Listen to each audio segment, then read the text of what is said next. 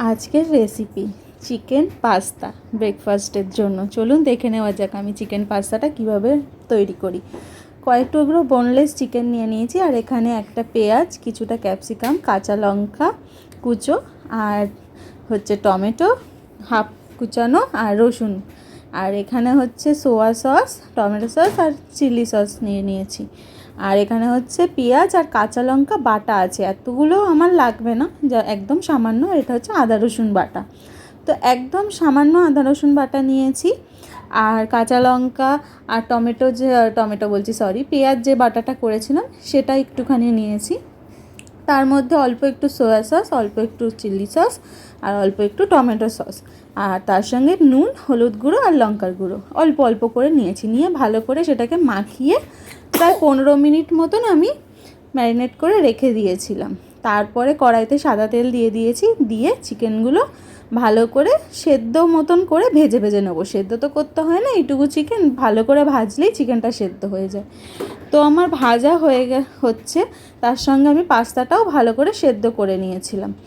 তো দেখুন আমার একদম চিকেনগুলো আমি খুন্তি দিয়ে ছোটো ছোটো করে কেটে নিয়েছিলাম। নিয়ে দেখুন চিকেন সেদ্ধ হয়ে গেছে।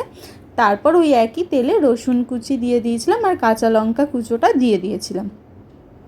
হালকা রসুন থেকে সুন্দর মিষ্টি গন্ধ বেরোলে, মানে ব্রাউন ব্রাউন হয়ে গেলে, ওর মধ্যে আমি পেঁয়াজ, ক্যাপসিকাম আর টমেটো যে কুচি করে রেখেছিলাম ওইগুলো সব কটা দিয়ে দিলাম। দিয়ে অল্প একটু নুন দিয়ে ভাজা ভাজা মতন করে নিয়েছিলাম।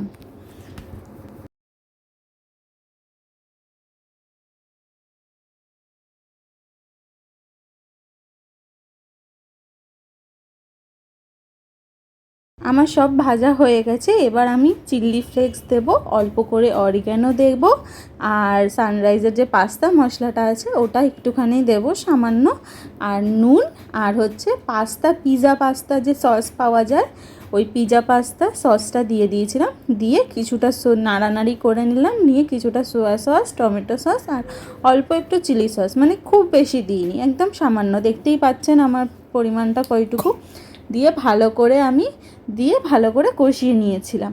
কষানো হয়ে গেছে যখন, দেখুন আমি কষিয়ে নিচ্ছি সুন্দর করে। ভালো একটা গন্ধ বেরিয়ে এলেই বুঝবেন যে কষানো হয়ে গেছে, আর তেল ছেড়ে এলেই তো বোঝা যাবে কষানো হয়ে গেছে। তারপর আমি চিকেনটাও দিয়ে দিলাম। দিয়ে চিকেনটা দিয়ে একটু নাড়ানাড়ি করে তারপর পাস্তা যেগুলো সেদ্ধ করে রেখেছিলাম সেগুলো জল ঝারিয়ে আমি সেদ্ধ পাস্তাগুলো দিয়ে দিলাম। দিয়ে ভালো করে মিক্সড করলাম। মিক্সড করলেই একদম রেডি হয়ে যাবে আমাদের চিকেন পাস্তা।